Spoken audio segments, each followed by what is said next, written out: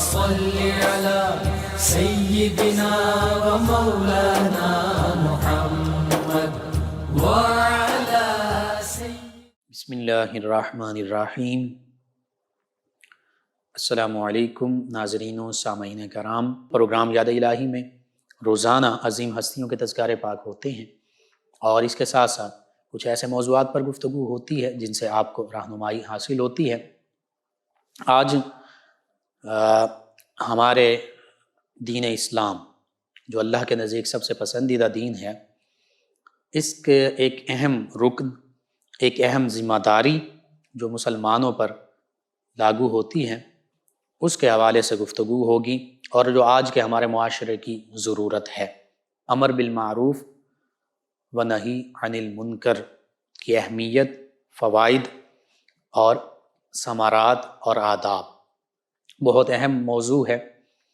بہت important topic ہے، لازمی آپ اس گفتگو کو سماعت کیجئے۔ اس سے پہلے کتاب الشفا سے آج کا وظیفہ، نیک کام میں یقینی کامیابی کا نسخہ۔ ہمارے ویورز لسنرز بھی بعض اوقات پوچھتے ہیں کہ ہم نیک کام کرنا چاہتے ہیں تو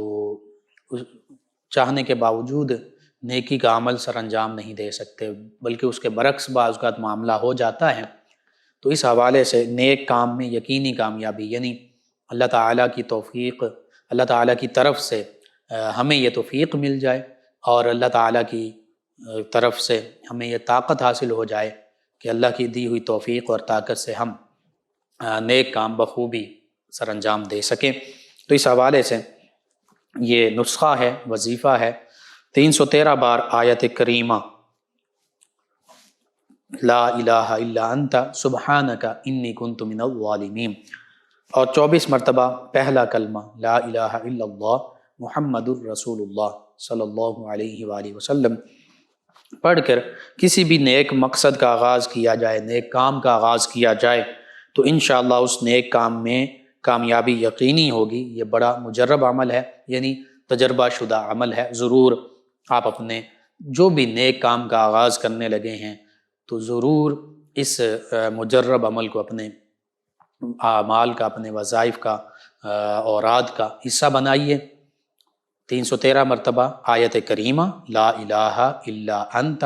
سبحانک انی کنت من الظالمین، اور 24 مرتبہ کلمہ طیبہ لا الہ الا اللہ محمد الرسول اللہ صلی اللہ علیہ وآلہ واصحابہ وبارک وسلم۔ تو انشاءاللہ اللہ تعالیٰ اس نیک کام میں برکتیں عطا فرمائے گا، اور بحسن و خوبی آپ اس نیک کام کو پایہ تکمیل تک پہنچائیں گے، وہ نیک کام کرتے رہیں گے۔ اب بندہ مومن کا ہر عمل جو اللہ کی رضا کے لیے ہو اور دین کی بقا کے لیے ہو، مسلمانوں کی فلاح کے لیے ہو، وہ نیک کاموں میں شامل ہے۔ تو چاہے ذاتی طور پر آپ کوئی نیکی کا کام کر رہے ہیں، کسی اور کے ساتھ بھلائی کا کام کر رہے ہیں، اپنی زندگی میں اس کو معمول بنا لیجئے، انشاءاللہ اللہ تعالیٰ بہتریاں عطا فرمائے گا۔ آپ اپنے معمول کا حصہ بنائیں، اپنے اعزاء اقربا، رشتہ دار، دوست، احباب، پڑوسی، محلے دار، امت مسلمہ تک پہنچائیے۔ میرے آپ کے ہمارے بتانے سے ہمارے کسی بھی مسلمان بہن بھائی، کسی مسلمان فرد کا فائدہ ہوتا ہے، انشاءاللہ یہ ہمارے لیے دین و دنیا آخرت میں بھلائی، فائدے، نجات اور شفا کا باعث ہوگا۔ اللہ سبحانہ وتعالی ہمیں دین و دنیا آخرت کی بھلائیاں عطا فرمائے، آسانیاں عطا فرمائے، ہمیں آسانیاں بانٹنے والا بنائے، مشکلات سے ہماری حفاظت فرمائے، آمین۔ جی ناظرین و سامعین، امر بالمعروف و نہی عن المنکر بہت اہم فریضہ ہے۔ قرآن مجید فرقان حمید میں امت مسلمہ اور بالخصوص ایک خاص طبقہ کہ جو دین ہی کے لیے نکلتا ہے، دین کے لیے علم حاصل کرتا ہے، قرآن و سنت کا علم مدارس میں علماء کرام کے پاس، اساتذہ کرام کے پاس 8 سے 10 سال کم از کم، اور پھر اس دین کا علم حاصل کرنے کے بعد بالخصوص طبقہ علماء کرام جو ہے، طبقہ اولیاء کاملین، فقہا جو ہیں، ان پر تو یہ ذمہ داری بالخصوص ہے، لیکن اس کے سوا بھی جو عامۃ المسلمین ہیں ان کے لیے بھی یہ ذمہ داری ہے۔ بلغوا انی ولو آیہ کے تحت آقا کریم صلی اللہ علیہ وآلہ وسلم نے جو فرمایا جو جانتے ہیں، یہ نہیں کہ جس کے بارے میں نہیں جانتے اس کے بارے میں بھی گفتگو ایک عام انسان، ایک عام مسلمان کرتا رہے، نہیں، جتنا علماء کرام سے قرآن و سنت کی روشنی میں سیکھا ہے، سنا ہے، اس کو وہ بھی آگے پہنچا سکتے ہیں اور پہنچائیں۔ بہرحال امر بالمعروف سے مراد ہے بھلائی کا حکم دینا، اچھائی کا حکم دینا، نیک کاموں کا حکم دینا، نیکی کا حکم دینا، اور نہی عن المنکر سے مراد یہ ہے برائی سے روکنا، ظلم سے روکنا، برے کاموں سے، گناہوں سے روکنا، اور اسے ہی شریعت کی اصطلاح میں امر بالمعروف و نہی عن المنکر کہتے ہیں۔ حتیٰ کہ کتاب التعریفات، یعنی جو اسلامی علوم اور پھر اسلامی جو اصطلاحات ہیں ان کی تعریف کے حوالے سے جو علامہ سید شریف جرجانی علیہ رحمہ کی کتاب ہے، اس میں آپ نے امر بالمعروف سے مراد آپ نے لکھا کہ نجات دلانے والی بھلی باتوں کی رہنمائی کرنا، ان باتوں کی طرف توجہ دلانا، اپنے مسلمان بھائیوں کو آگاہ کرنا ان باتوں کے لیے، ان چیزوں کے لیے جو نجات دلانے والی ہوں اور وہ اچھی ہوں، وہ نیکی کے کام ہوں۔ تو ایسے نیکی کے کام جو اس دنیا میں بھی، قبر میں بھی، اور بالخصوص آخرت میں نجات کا باعث بنے، ان نیکی کے کاموں کا حکم دینا، اپنے مسلمان بھائیوں کو ان نیکی کے کاموں کی باتوں کا ذکر کرنا، انہیں بتانا، ان کو ترغیب دلانا، ان کو انسپائر کرنا ان چیزوں کی طرف، یہ امر بالمعروف ہے۔ یا لوگوں کو، چاہے وہ مسلمان ہیں، غیر مسلم ہیں، تو ان کو اسلام کی دعوت دینا، اور مسلمان ہیں تو انہیں اسلام کی تعلیمات اور اعمال صالحہ ان کو اچھے طریقے سے بجا لانا، اس کی دعوت دینا، نیکیوں کا راستہ دکھانا، یا ان باتوں کا حکم دینا جو کتاب و سنت کے مطابق ہوں، جو قرآن و سنت کی تعلیمات کے مطابق ہوں، جو اسلام کی تعلیمات کے مطابق ہوں، یا ایسے اقوال اور اعمال کی رہنمائی کرنا، ایسی باتوں کا ذکر کرنا، ایسے اعمال، ایسے کاموں کی طرف رہنمائی کرنا کہ جس سے اللہ تعالیٰ کی رضا حاصل ہو، یہ سبھی امر بالمعروف میں شامل ہے۔ اور نہی عن المنکر، اس میں فرمایا کہ جو چیزیں شریعت میں ناپسندیدہ ہیں، قرآن و سنت اور اسلام کی تعلیمات کے مطابق جو ناپسندیدہ چیزیں ہیں، اللہ اور اس کے رسول صلی اللہ علیہ وآلہ وسلم کی بارگاہ میں جو حرام ہیں، جو مکروہ ہیں، جو ناپسندیدہ ہیں، ان پر تنبیہ کرنا کہ بھائی ان سے رک جاؤ، یہ گناہ کے کام ہیں، یہ حرام امور ہیں، یہ اللہ اور اس کے رسول صلی اللہ علیہ وآلہ وسلم کی ناراضگی کا باعث بنتے ہیں۔ اور بندوں کو بری باتوں سے روکنا، یا اگر غیر مسلم ہیں تو انہیں پیار محبت کے ساتھ بتانا کہ بھائی اللہ کے سوا کسی اور کو خدا ماننا، چاہے بت ہیں، چاہے اللہ کے نبی ہیں، تو یہ ان سے رک جاؤ، کسی اور، اللہ ایک ہی ہے، وحدہ لا شریک ہے، اس کے سوا کوئی معبود نہیں، کوئی بت خدا نہیں، کوئی معاذ اللہ ثم معاذ اللہ، اللہ کے نبی خدا کے بیٹے نہیں ہیں، جیسے عیسیٰ علیہ السلام کے بارے میں کہتے ہیں۔ تو محبت کے ساتھ، قرآن و سنت کی تعلیمات کے ساتھ، احسن انداز کے ساتھ ان کو اس بات سے روکنا، محبت بھرے لہجے میں، زبردستی کے ساتھ نہیں، احسن انداز کے ساتھ، کیونکہ لا اکراہ فی الدین، دین میں تو کسی پر کوئی زبردستی نہیں، کسی کو بھی زبردستی مسلمان نہیں بنایا جا سکتا۔ یہ اسلام کی تعلیم پیار محبت کے ساتھ دیں، اگر اللہ تعالیٰ سے وہ ہدایت کے طلبگار ہیں، اللہ رب العزت انہیں ہدایت عطا فرماتا ہے، تو یہ ان کی مرضی پر ڈیپینڈ کرتا ہے، کسی کو جبراً زور زبردستی کے ساتھ مسلمان نہیں کیا جا سکتا۔ اتنی خوبصورت، اتنی پیاری اسلام کی تعلیمات ہیں۔ ہاں، محبت کے ساتھ حق بات کی تلقین کرتے رہیں، برے معاملے سے روکتے رہیں۔ اسی طرح یا نفسانی اور شہوانی تقاضوں پر عمل کرنے سے روکنا، جو گناہ کے معاملات ہیں، جو اس پر نفس ابھارتا ہے، جس پر شیطان ابھارتا ہے، ان سے منع کرنا۔ اور شریعت اور شرافت جن چیزوں سے نفرت کرتی ہے، یعنی ایک شریف بندہ، ایک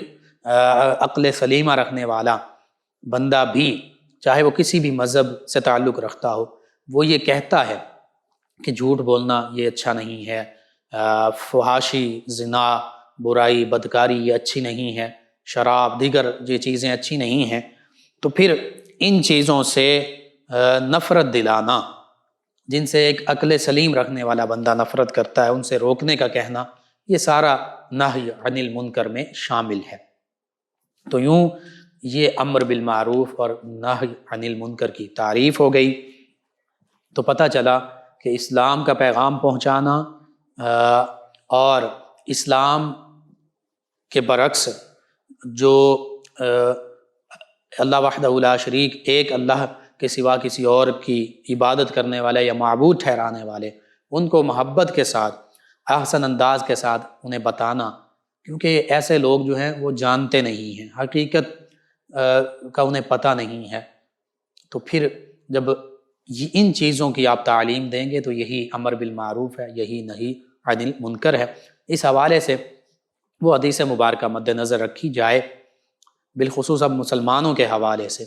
کہ اگر اس حدیث مبارکہ کا مفہوم میں مختصراً عرض کر دیتا ہوں کہ اگر تم کوئی منکر، کوئی برائی، کوئی ظلم اپنے سامنے ہوتا دیکھو تو طاقت رکھتے ہو تو ہاتھ سے اس کو روک دو، جیسے حکومت اور لا اینڈ آرڈرز کے جو ادارے ہیں وہ بزور بازو اور طاقت کے ساتھ ان چیزوں کو روک سکتے ہیں۔ یعنی کہیں پر کوئی برائی کا عمل ہو رہا ہے، کہیں بدکاری، فحاشی، رشوت خوری، کئی دیگر معاملات ہو سکتے ہیں، وہ معاملات ہو رہے ہیں جو سود کا معاملہ ہے، جن کو حکومت اور ادارے اپنے ہاتھ کے ساتھ روک سکتے ہیں اپنے قوانین امپلیمنٹ کر کے، تو پھر یہ اسلامی حکومت کی ذمہ داری ہے کہ وہ ایسے گناہ کے کاموں کو، ظلم کے کاموں کو روکیں۔ یا کوئی ایک شخص یا ایک گروہ کسی ایک مسلمان یا ایک گروہ پر، حتیٰ کہ غیر مسلموں پر بھی ظلم کر رہا ہے، کوئی بھی، چاہے وہ غیر مسلم پر کر رہا ہے، مسلمان پر کر رہا ہے، اور اگر وہ اسلامی ریاست کے تحت وہ آتے ہیں، اسلامی ریاست میں رہ رہے ہیں، تو پھر یہ اسلامی ریاست کی ذمہ داری ہے کہ پھر وہ اس ظالم کو ہاتھ سے روکے، کیونکہ اگر اسلامی ریاست میں غیر مسلم بھی رہتے ہیں تو محبت کے انداز میں اسلام کی تعلیم تو پہنچائی جائے گی، لیکن جبرن زور زبردستی سے ان کو مسلمان نہیں کیا جائے گا۔ وہ اپنے مذہب، اپنے عقائد کے مطابق، اپنے مذہب کے مطابق وہ اپنی زندگی گزار سکتے ہیں۔ ہاں، چونکہ وہ فدیہ، وہ جو جزیہ ہے وہ ادا کر رہے ہیں، تو اب چاہے وہ غیر مسلم ہیں، ان کی جان، مال، عزت، آبرو کی ذمہ داری بھی وہ اسلامی ریاست پر عائد ہوتی ہے، وہ مسلمانوں پر عائد ہوتی ہے۔ یہ اسلام کی تعلیمات ہیں۔ بہرحال امر بالمعروف اور نہی عن المنکر کا چونکہ ذکر ہو رہا ہے بالخصوص، تو یہ اسلام کے اہم ترین ارکان میں سے ایک رکن ہے، اہم ترین ذمہ داریوں میں سے ایک ذمہ داری ہے۔ اللہ تعالیٰ نے ہر مسلمان پر حسب استطاعت اس کو عائد کیا ہے، یعنی جو علماء کرام ہیں اور جو اولیاء کاملین ہیں ان پر سب سے زیادہ اس کی ذمہ داری ہے، کیونکہ ان کا فریضہ ہی یہی ہے۔ اور پھر اس کے بعد عام مسلمان، وہ علم جیسے جیسے جو علم قرآن و سنت کا حاصل کرتے جائیں گے، ویسے ویسے اس کا علم دیگر اپنے مسلمان بھائیوں تک، غیر مسلموں تک آسان انداز میں پہنچاتے جائیں گے۔ ان کی اتنی ہی ذمہ داری ہے جتنا انہوں نے سیکھا ہے۔ اسی طرح نبی رحمت صلی اللہ علیہ وآلہ وسلم نے، جو آخری نبی ہیں، آخری رسول ہیں، تا قیامت آپ کے بعد کوئی نیا نبی، کوئی نیا رسول نہیں آنا، آپ نے اس عمل کو ایمان کی نشانی قرار دیا ہے۔ یعنی امر بالمعروف، نیکی کا حکم دینا اور برائی سے روکنا، یہ ایمان کی نشانیوں میں سے ایک نشانی ہے۔ اور پھر اسلام در حقیقت اپنی پاکیزہ تعلیمات سے ایسا پاکیزہ معاشرہ تشکیل دینا چاہتا ہے کہ جو ہر قسم کی بھلائی کے نور سے روشن ہو، منور ہو، جس میں بھلائی ہی بھلائی ہو، مسلمانوں کے ساتھ، غیر مسلم رعایا کے ساتھ، سب کے ساتھ بھلائی کا معاملہ ہو، اور برائیوں اور ظلم و زیادتی کی تاریکیوں سے وہ اسلامی ریاست، وہ اسلامی معاشرہ پاک ہو جائے، کسی پر ظلم و ستم نہ ہو، کوئی برائی کرنے والا نہ ہو، اور پھر ایسا معاشرہ قائم ہو جائے جس میں تمام دینی اور تمام اخلاقی اعلیٰ اقدار جو ہیں وہ پروان چڑھیں، اور لوگ خود بخود برائی سے متنفر ہوں، خود بخود لوگ برائی سے نفرت کرنے والے بن جائیں، ان کو ایسا ماحول اسلامی ریاست کی طرف سے دیا جائے۔ اسی طرح چونکہ اسلام یونیورسل ریلیجن ہے، آفاقی دین ہے، تمام انسانیت کے لیے ہے، تمام لوگوں کے لیے ہے، تو پھر ابدی دین ہے، اللہ تعالیٰ کی طرف سے سیدنا آدم علیہ السلام سے لے کر ہمارے آقا و مولا صلی اللہ علیہ وآلہ وسلم تک تمام انبیاء کرام علیہ السلام اسلام ہی کا پیغام لے کر آئے۔ تمام انبیاء کرام علیہ السلام نے اسلام ہی کی تبلیغ کی، اگرچہ وہ مختلف مذاہب جو ہیں وہ مختلف شخصیات یا علاقوں کی نسبت سے ان کے مختلف نام پڑ گئے، لیکن حقیقت میں وہ اسلام ہی کا پیغام تھا۔ لیکن جب ایک نبی علیہ السلام اس دنیا سے تشریف لے جاتے، نئے نبی علیہ السلام، نئے رسول علیہ السلام تشریف لاتے، تو پھر پہلے نبی علیہ السلام کی نبوت، رسالت، ان پر نازل ہونے والی کتاب، ان کی شریعت وہ منسوخ ہو جاتی۔ نئے رسول جو شریعت لے کر آتے اور نئے نبی جو اللہ کی طرف سے پیغام لے کر آتے، پھر وہ لاگو ہوتی۔ اور چونکہ آقا کریم صلی اللہ علیہ وآلہ وسلم سب سے آخر میں تشریف لائے، سب سے آخری نبی، سب سے آخری رسول، آپ کے بعد کوئی نبی نہیں، کوئی رسول نہیں، تو پھر آقا کریم صلی اللہ علیہ وآلہ وسلم پر جو قرآن مجید فرقان حمید نازل ہوا، دین اسلام کی جو تعلیمات ہیں، انہوں نے پہلی شریعتوں کو منسوخ کر دیا۔ اگرچہ تمام مسلمان، تمام انبیاء کرام علیہ السلام پر ایمان لاتے ہیں، معاذ اللہ ثم معاذ اللہ، اگر کوئی بھی مسلمان کسی ایک بھی نبی علیہ السلام کی نبوت اور رسالت کا انکار کر دے تو وہ مسلمان ہی نہیں رہتا۔ کسی بھی ایک نبی علیہ السلام کے بارے میں معاذ اللہ ثم معاذ اللہ کوئی غلط بات اور تنقیص کی بات کر دے، گستاخی کرے، تو پھر بھی وہ مسلمان نہیں رہتا۔ حتیٰ کہ تمام کتب سماویہ اور صحائف ان پر ایمان نہ لائے تو پھر بھی وہ مسلمان نہیں رہتا۔ یہ اسلام کی کتنی خوبصورت پاکیزہ تعلیمات ہیں۔ ہم تمام انبیاء کرام علیہ السلام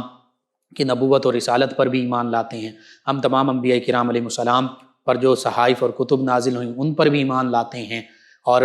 ہاں، یہ اللہ تعالیٰ نے یہ فرما دیا کہ ان پر جو کتب نازل ہوئیں وہ اللہ کی طرف سے حق تھیں، لوگوں نے اس میں خود تحریف کر دی، تبدیلی کر دی، تو اب وہ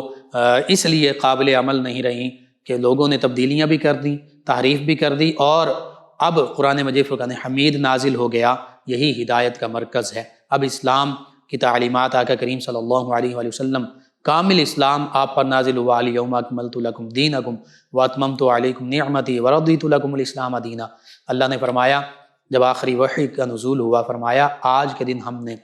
الیوم اکملت لکم دینکم، تمہارے لیے تمہارے دین کو، جو دین اسلام ہے، اس کو مکمل فرما دیا، جو تمام انبیاء کرام علیہ السلام لاتے رہے، جس کا پیغام۔ اور پھر فرمایا واتممت علیکم نعمتی، وہ جو ہم تمام انبیاء و مرسلین علیہ السلام پر نعمت، اللہ تعالیٰ کی طرف سے نعمت کا نزول ہوتا رہا، فرمایا اس کا بھی اتمام، اس کی بھی تکمیل آپ پر فرما دی، نبی کریم صلی اللہ علیہ وآلہ وسلم اور امت مسلمہ پر۔ ورضیت لکم الاسلام دینا، اور چونکہ اسلام اب مکمل ہو گیا، اس کی تکمیل ہو گئی، تو فرمایا تمہارے لیے، سب کے لیے اسلام کو دین کے طور پر منتخب فرما لیا، پسند فرما لیا۔ تو یوں تا قیام قیامت اب تمام انسانیت کے لیے دین اسلام ہی پسندیدہ دین ہے، دین اسلام ہی مکمل دین ہے، دین اسلام ہی وہ دین ہے جس پر اللہ رب العزت کی رضا ہے۔ بہرحال اسلام آفاقی ابدی دین ہونے کے ناطے، اور پھر آقا کریم صلی اللہ علیہ وآلہ وسلم آخری نبی، آخری رسول صلی اللہ علیہ وآلہ وسلم مبعوث ہونے کے ناطے، اور قرآن مجید فرقان حمید آخری کتاب ہونے کے ناطے، اور امت مسلمہ آخری امت ہونے کے ناطے، اب تا قیام قیامت کوئی نیا نبی نہیں، کوئی نیا رسول نہیں۔ تو اب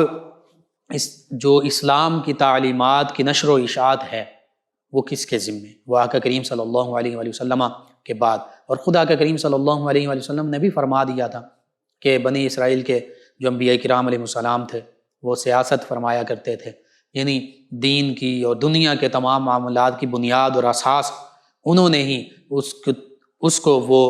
تعمیر کیا کرتے تھے۔ لوگوں کی بھلائی، سیاست کا معنی ہے بھلائی کا معاملہ کرنا، وہ ہر معاملہ دینی، دنیاوی، اخروی، اس میں لوگوں کی بھلائی کا معاملہ فرمایا کرتے تھے۔ اور فرمایا کہ ایک اسی حدیث مبارکہ کا مفہوم کہ پھر ایک کے بعد دوسرے نبی علیہ السلام تشریف لے آتے، لیکن فرمایا میں آخری نبی ہوں تو میرے بعد کوئی نبی نہیں، ہاں میرے بعد خلفائے کرام ہوں گے، جیسے خلفائے راشدین، اور پھر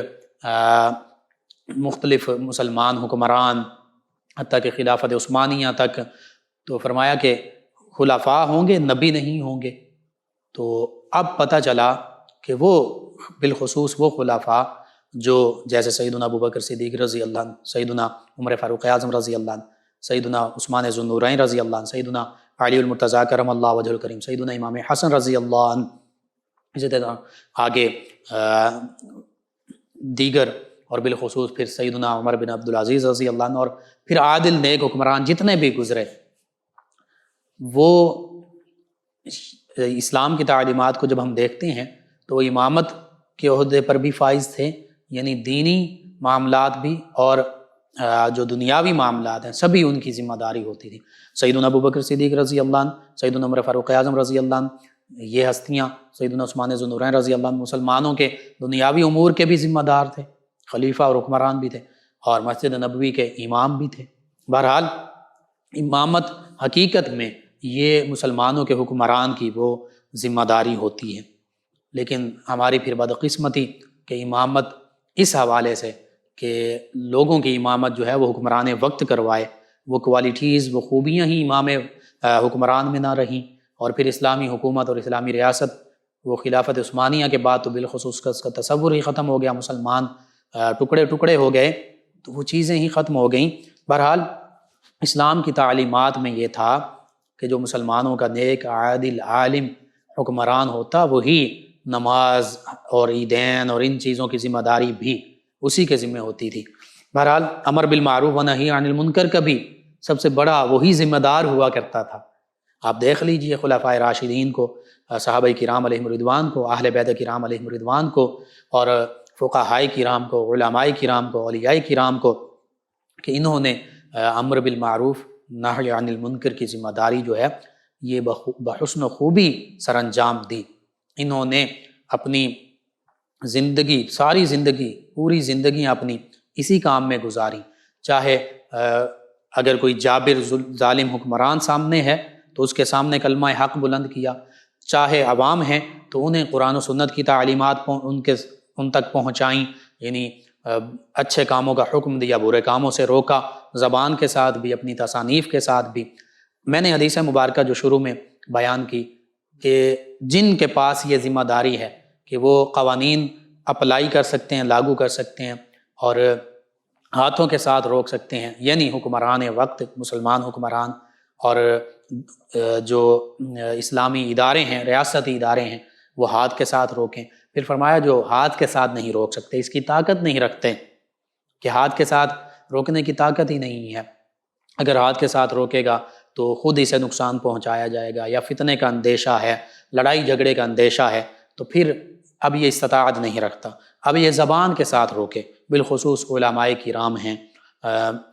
اور فقہائے کرام ہیں، اولیاء کرام ہیں، تو اب ان کی ذمہ داری ہے یہ زبان کے ساتھ برے، کہیں برائی کا عمل ہو رہا ہے، کہیں ظلم و ستم ہو رہا ہے، تو کم از کم زبان کے ساتھ روکیں، لوگوں کو کہیں کہ یہ کام غلط ہے، یہ کام برا ہے، اس سے تم رک جاؤ، یا جو ظالم ہے اسے کہا جائے کہ تم اس معاملے سے رک جاؤ، برائیوں کے حوالے سے لوگوں کو کہا جائے کہ یہ برائی ہے، یہ فلاں فلاں کام برے ہیں، ان سے رک جاؤ، یہ علماء کرام کی ذمہ داری ہے۔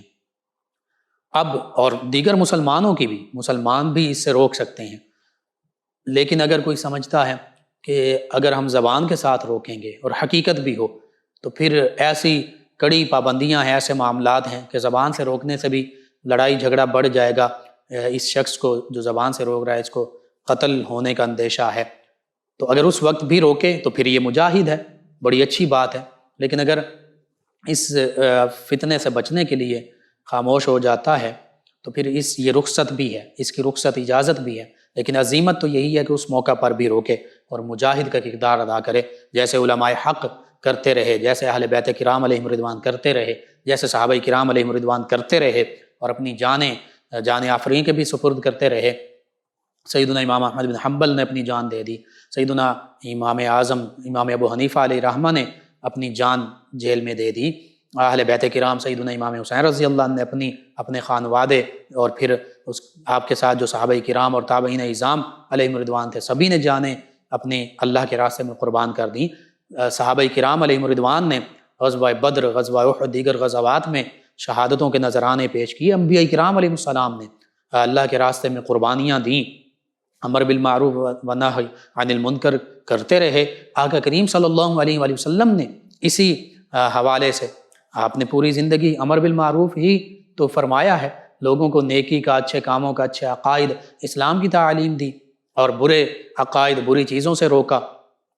تو نبی کریم صلی اللہ علیہ وآلہ وسلم کو بھی تکالیف پہنچائی گئیں، صحابہ کرام علیہ رضوان کو بھی تکالیف پہنچائی گئیں۔ اگر تو یہ کردار ہو، ان عظیم ہستیوں کی پیروی کی جائے اور ظالم بھی برداشت کیے جائیں، حتیٰ کہ اپنی جان بھی قربان کرنی پڑے، تو پھر تو کیا ہی بات ہے۔ لیکن اگر بہت زیادہ سختی کا معاملہ ہے تو رخصت بھی اختیار کی جا سکتی ہے۔ یہ علماء کرام، فقہاء کرام اور عامۃ المسلمین کے لیے بھی ہے۔ تو یہ دوسرا درجہ ہو گیا۔ اور پھر تیسرا درجہ اپنایا جا سکتا ہے، وہ کیا ہوگا کہ جہاں ظلم ہو، جہاں برائی ہو، اب نہ ہاتھ سے روک سکتا ہے، نہ زبان سے روک سکتا ہے، ایسا معاملہ گھمبیر ہو چکا ہے، تو کم از کم فرمایا کہ اس عالم میں، اس حالت میں دل میں اس برے کام کو، ظلم کو برا جانیں، اور فرمایا کہ یہ ایمان کا کمزور ترین درجہ ہے۔ آج ہم دیکھتے ہیں، اور پھر یہ دیکھیے، اگر میں کسی کام کو برا جانتا ہوں، دل میں برا جانتا ہوں، کم از کم ایمان کے کمزور ترین درجے پر ہوں، تو پھر میں خود وہ عمل نہیں کروں گا، وہ چاہے عقیدے کے حوالے سے ہو، وہ چاہے عمل کے حوالے سے ہو۔ لیکن اگر میں کہوں کہ میں دل میں تو اس کو برا جانتا ہوں، لیکن ساتھ وہ کام بھی کر رہا ہوں عقیدے اور عمل کے حوالے سے، کوئی بھی عام مسلمان یہ کہنے والا کہ میں دل میں اسے برا جانتا ہوں لیکن خود وہ عمل بھی کر رہا ہو، مسلمان مرد ہو، مسلمان خواتین ہو، تو اس کا مطلب یہ ہے کہ وہ دل سے بھی برا نہیں جانتا، تبھی تو یہ عمل کر رہا ہے۔ تو آج میں، آپ، ہم سب اپنا احتساب کریں۔ آج بحیثیت مسلمان ہم عقیدے کے حوالے سے بھی بعض اوقات اور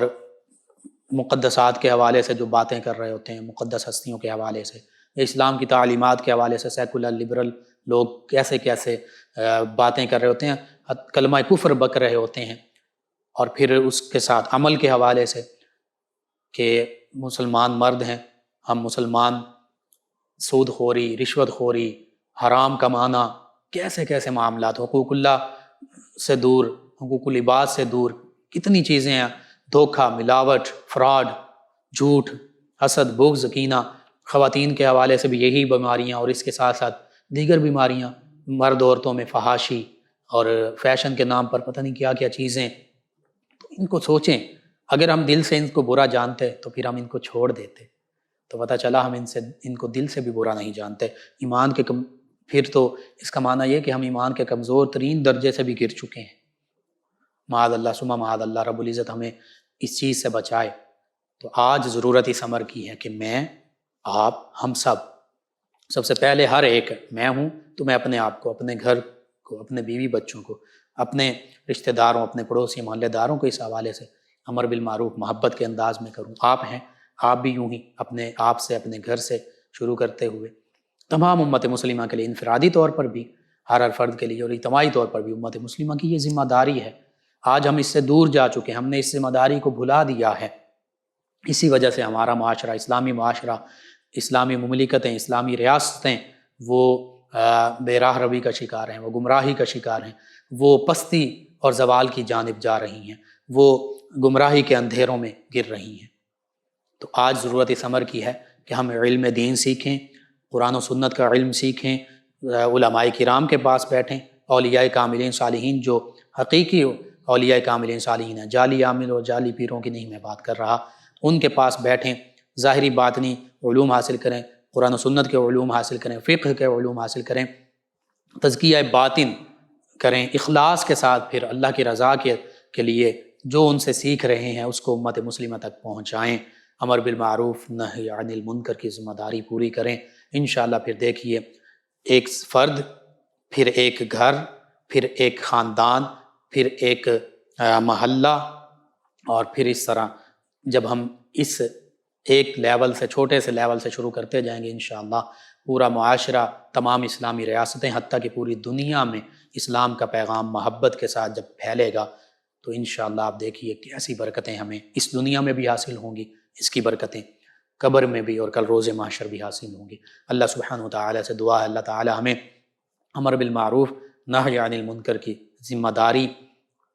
پوری کرنے کی توفیق عطا فرمائے، اخلاص کے ساتھ، آمین۔ اللہم صلی علی سیدنا و مولانا محمد وعلی آپ سماعت فرما رہے ہیں پروگرام یاد الہی۔ ناظرین و سامعین، اس دوران ہمیں جوائن کیا ہے ہمارے لسنر ہیں، کہتے ہیں السلام علیکم۔ جی وعلیکم السلام۔ عائشہ صاحبہ ہیں، کہتی ہیں بھائی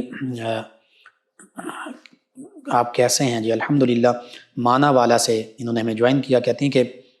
امتحان میں یا فتاح سیدنا فتاح کا آپ نے وظیفہ بتایا تھا، تو یہ کتنی بار پڑھنا؟ جی ہر فرض نماز کے بعد 47 مرتبہ۔ اور کہتے ہیں کہ میرا بیٹا ابھی چھوٹا ہے، اور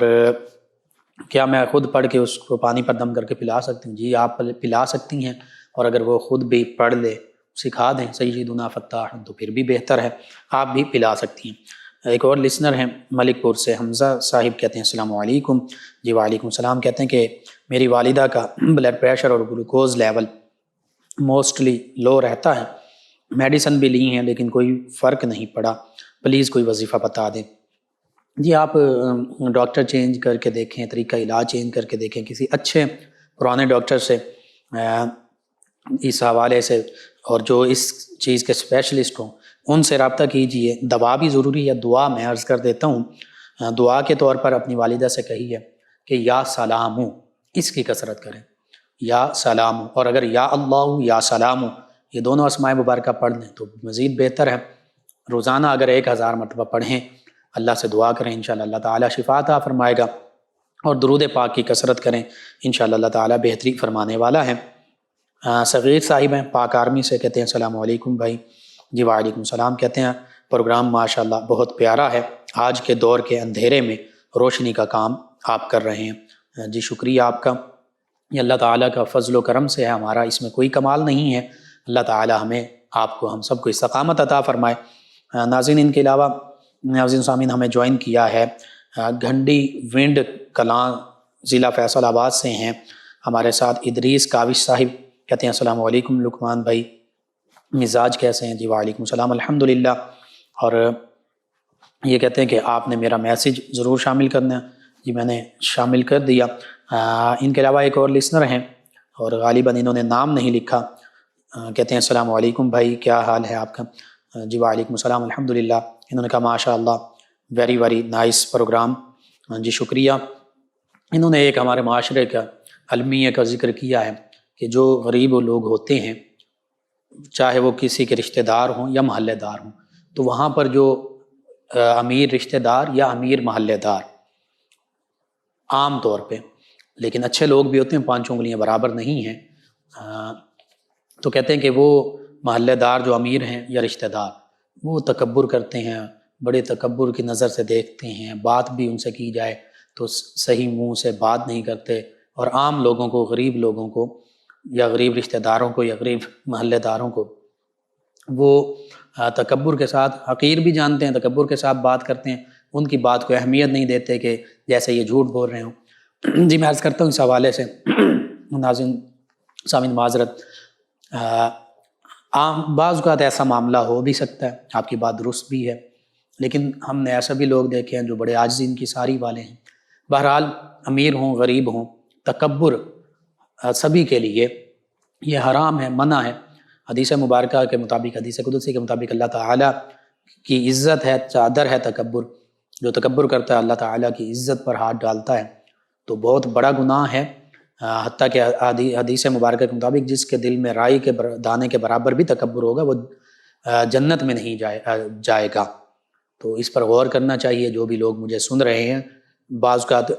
علم کا تکبر ہوتا ہے، دولت کا بھی تکبر ہوتا ہے، منصب کا تکبر ہوتا ہے۔ اللہ تعالیٰ مجھے، آپ کو، ہم سب کو تکبر کی اس برائی سے بچائے۔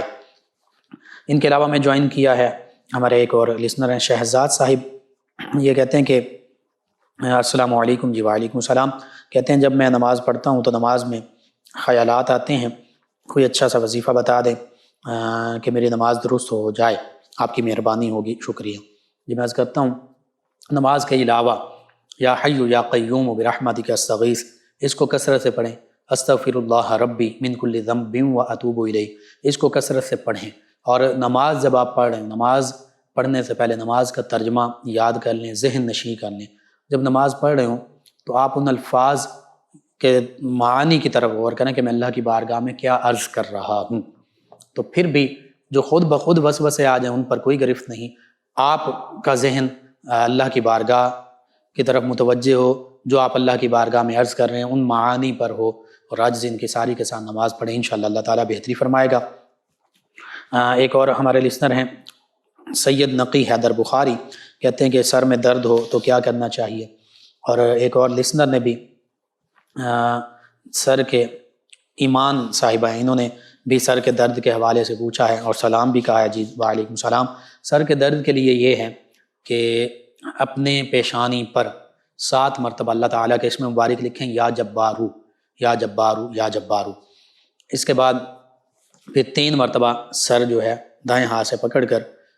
3 مرتبہ پکڑیں گے، ہر دفعہ 7 مرتبہ پڑھیں گے، 21 مرتبہ ہو جائے گا یا جبارو یا سلامو یا جبارو یا سلامو. اور اگر آدھے سر کا درد ہے تو سورج نکلنے سے پہلے یہ عمل کریں، انشاءاللہ اللہ تعالیٰ شفا عطا فرمائے گا. یہ علی صاحب ہیں ہمارے ساتھ، انہوں نے ہمیں جوائن کیا. کہتے ہیں کہ دوست نے 2 سال پہلے پیسے لیے تھے لیکن واپس نہیں کیے کوئی وظیفہ. پیار محبت سے اسے کہیں بھی، اور یا مالک الملکی اس کو بھی کثرت سے پڑھیں، اللہ تعالیٰ بہتری فرما دے گا. وہی صاحب ہیں، کہتے ہیں کہ ہم محتاج ہیں بہتری کے لیے کوئی وظیفہ. جی ایک تو یا رزاقو یہ کثرت سے پڑھیں، یا مسبب الاسباب بھی پڑھیں، درود تنجینا یا کوئی سا درود پاک پڑھیں، اور اللہ کی بارگاہ میں نبی کریم صلی اللہ علیہ وآلہ وسلم کے وسیلے سے دعا مانگیں، انشاءاللہ اللہ تعالیٰ بہتری فرما دے گا. کلثوم صاحبہ ہمارے ساتھ، کہتی ہیں السلام علیکم. جی وعلیکم السلام. کہتی ہیں میرا سوال یہ ہے کہ مجھے کبھی کبھار بہت زیادہ غصہ آتا ہے، میں نقصان کر بیٹھتی ہوں، غصے میں خود کو اذیت دیتی ہوں یا موبائل یا کوئی چیز وہ توڑ دیتی ہوں. اس حوالے سے کوئی وظیفہ. باوضو رہیں، ہر وقت کوشش کیجیے، نماز کی پابندی، تلاوت کلام پاک، اور خاص طور پر درود پاک کی کثرت کیجیے. اور سورہ آل عمران کی آیت مبارکہ 134 اس کو کم از کم 41 مرتبہ روزانہ پڑھ کر اپنے اوپر بھی دم کریں، پانی پر دم کر کے پانی بھی پئیں، یہ وظیفہ، اور درود پاک کی پابندی کریں، انشاءاللہ اللہ تعالیٰ بہتری فرما دے گا. نادیہ صاحبہ کہتی ہیں السلام علیکم بھائی، کیسے ہیں آپ؟ جی وعلیکم السلام الحمدللہ. کہتی ہیں بھائی میرے بھائی کے لیے بھی دعا کر دیں، وہ آؤٹ آف کنٹری ہیں اور 16 دن سے ان سے کوئی بات نہیں ہوئی. والدہ جو ہیں وہ بھی رو رو کے انہوں نے برا حال کیا ہے. دعا کریں کہ جلدی بھائی سے رابطہ ہو جائے اور وہ بالکل ٹھیک ٹھاک ہوں. اللہ پاک آپ کو اس کا اجر عظیم عطا فرمائے، آمین. جی میں عرض کر دیتا ہوں، آپ درود تنجینا کوئی بھی مشکل یا پریشانی ہے 1000 مرتبہ پڑھنا شروع کیجئے، سبھی مل کر جتنے دنوں میں بھی پڑھا جائے، اسی نیت سے کہ بھائی کا معاملہ بہتر ہو جائے، اس کے ہمارے ساتھ رابطہ ہو جائے.